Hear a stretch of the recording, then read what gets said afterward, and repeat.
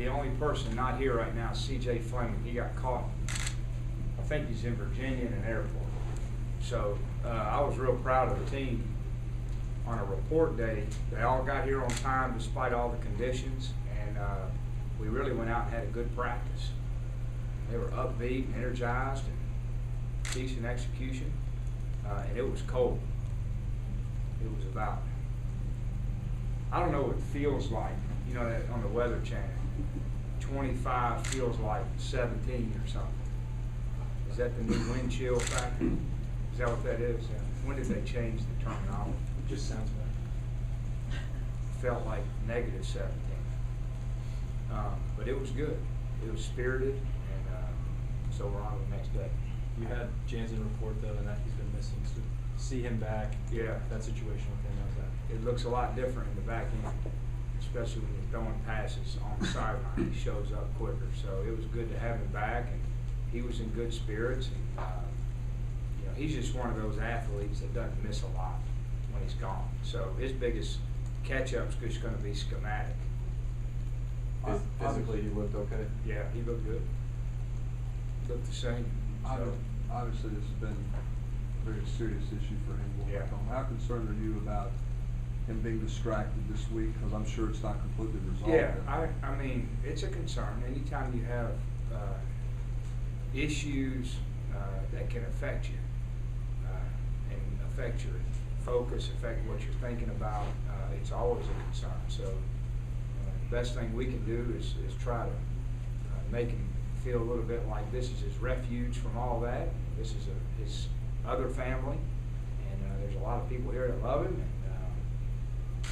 And I think, you know, Jansen is one of those players, when he puts the helmet on, he loves it. And so, you know, some guys are like that. They can put their helmet on and nothing else matters in the world. And some guys, they put the helmet on and they wear everything that's going on in the world. And so I'm hopeful he can keep his focus. Did you meet with him before practice one-on-one? Did you just get a sense of where he is mentally right now? Yeah, I talked to him when he got here, and so he seems to be doing good. So I think he's going to, I mean, we'll see how the week goes, but if it goes like it looks like today, then we expect to see the same Jansen back there for the game. Does he come back starting on special teams and in the back end everywhere as usual? Well, yeah, we're going to see how we want to use him on teams, you know. And we've been kind of using him sparingly down the stretch. Obviously, Gunner and on kickoff are his two biggest ways to help us. So he was back there practicing Gunner today, and we'll put him on kickoff tomorrow. And then he starts at safety if he comes back. Yeah. Okay. Yeah. Is there any sort of clarification on that we could get from you? You talked about the personal issues and family problems, but here's what I'm going to do. I'll talk to Jansen, okay? And at some point, you know, I'm going to put it on Jansen, whether or not he wants to visit about it publicly or visit about it with you guys. And it's just not my place to make that decision. So, do I want to protect him? Of course I do, all of our players. But he's a starting player. He's our only all-conference player, so I recognize the curiosity factor, and you're wanting to talk to him, and I respect that. So I think the best thing for me to do is to talk to him about it before I do anything. And ultimately, he's going to have to stand in front of you guys, and y'all are going to ask the questions. So, and then he'll either decide to, you know, talk openly or talk guarded or not talk at all. Have you ever encountered another situation like this, Derek, in terms of not whatever Jansen is dealing with, but I just mean in him managing the situation where you have a guy who misses 2/3 of your bowl practices and then you don't see him for a couple of weeks and then he comes back? It's rare, but it's not rare that, you know, David Oku missed a ton. I mean, he missed workouts and then the whole mini camp and then a couple, I mean, he only made it back to the last two. So it really isn't that much different than what David went through, you know. So I think it happens now, I shouldn't say it happens all the time. They don't miss that bulk of practice, but you're always dealing with personal issues with these guys. And usually it's a week, usually it's a few days, you know, and then sometimes it can be longer, and then sometimes it can end their career. So, you know, we're dealing with human beings, and we're dealing with young men who, some of them have to deal with issues greater than the other guys, and some of them have to deal with issues that none of us ever have to deal with.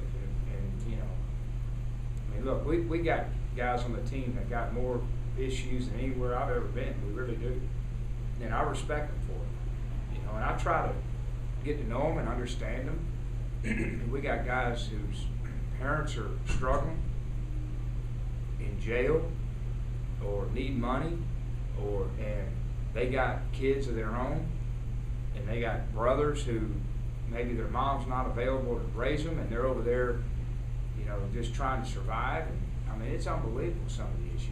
And when you talk to them, you know, you become pretty sensitive to what they're going through. They're dealing with things that a 19 and 20-year-old shouldn't have to deal with. I mean, you know, when we were in college, it was football and school and girls, and you know, where are you going tonight? Those were the challenging issues at hand. These guys, there's a lot more stuff flying. It seems like all year you've had to kind of shuffle personnel in the secondary, and then you get Jansen back, and then maybe Eric has got some more serious stuff going on. He was in red today. You still have to move these guys around. Do you have any idea what it'll actually look like on Thursday? No, I don't. And you know, so what we try to do is the best job of getting them ready for all the scenarios, and that's all you can do. We got a lot of good work without Jansen last week, and now we'll have work with Jansen. I think Eric's fine. Yeah, I didn't, you know, he plays more physical with the red shirt on than the regular one, so he thinks he's not, you know, they think that he's not going to hit him if he has a red shirt on, so he gets more aggressive. So we just keep the red shirt on. Everybody knows he's okay. And he thinks we don't know that. Anything else, guys? Can you talk about David? What's his status, I guess, going in this game? I know David who? Oh, okay. Oh, okay. Yeah. Is he going to be able to fully go in the game? Yeah, he looked good today. You know, he's got to get back and learn to plan like Jansen. But, you know, he's a little different than Jansen. Jansen's a bona fide full-time starter who's all conference. You know, and David has really been battling for that second spot all year. And so setbacks affect other players more than it would some. Does that make sense? Yeah. I think that's what you were getting at. And you talked about at the beginning with only CJ Fleming being the only one not making. With all the weather and the craziness that was going on, were you really surprised by it? Well, I was pleased, you know, and I was a little nervous when I woke up this morning and saw an inch of snow on the ground. My biggest challenge is getting out of my driveway because it's straight down the hill. And once I got that out, I said the world will be okay. And but no, you know what? Our players have really, you know, knock on wood, something happened at the bowl site, but they've been real professional about everything, and they've kept a good attitude, and, you know, so hopefully it'll continue on. You guys had said, I'm sorry, go ahead. With so many events surrounding bowl week, and you obviously have a lot of young players, do you worry about their focus? It seems like you're pretty happy with how they are now, but do you worry about it? I do. I always worry about it, and even if you're a veteran team, you worry about it because there's a lot of distractions. They're out of their routine. They're not in school. You're not at home meeting. So, I mean, and we talked about it. We talked about what is all the, you know, we use the term clutter. A lot of people do. That can disrupt your focus. And I told them, what are some examples? We had a team meeting about it. What are some examples? And the first one they yell out is girls. And that's right, there's one. And, you know, going out, and they got family members here that they probably hadn't seen. And got this nice mall here. There's a lot of things. But it doesn't mean you have to sit there 24 hours a day and, you know, just stay focused. I mean, you can relax and you can have fun, but you can't forget what our purpose is here, and that's try to play the best game we played all year. Hey, Derek, you said the team responded well to the practice today, and despite the cold weather. Did you say anything specifically to Tyler, or did you talk to him any about managing the cold weather with him being a California guy? No, he was throwing it he was short early in practice on some balls, and then we kind of looked at him and said, "What's wrong with you?" And he said nothing. And then he started completing them, so he threw it further. And but he's been handling it pretty good. I kind of watched him. I didn't want to go make it an issue if it wasn't an issue, you know. But we did, you know, I told Austin today, I learned a lesson. And I don't know if it, I mean, my first year at La Tech, our last game of the year, we went to Nevada. And if we won, we'd go to a bowl game. And it was cold. It was as cold as I've ever been. It was normal for them, I guess. And our team went out there, and we were more worried about the cold than winning the game. And I started getting angrier and angrier, you know. Then we'd take all the coats off and send them in the locker room, and I unplugged the heaters and threw the heaters. And, you know, they kept playing worse and worse and worse the more I did. So I quit fighting. We're giving them any cold weather gear they want. We had all the hats on, the hand warmers, whatever you want. Just go play good. It can't be an excuse for not playing well. And so everybody's a little different, and figure out a way to get comfortable and get your body ready. And when you go out there, it's not an excuse not to perform well.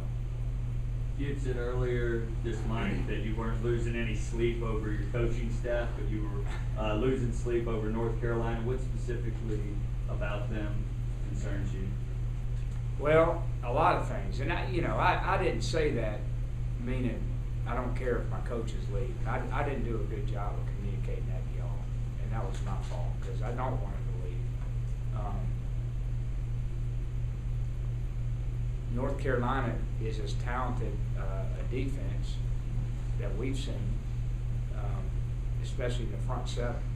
They look like an SEC upper echelon talent level, and they're very well coached on all phases.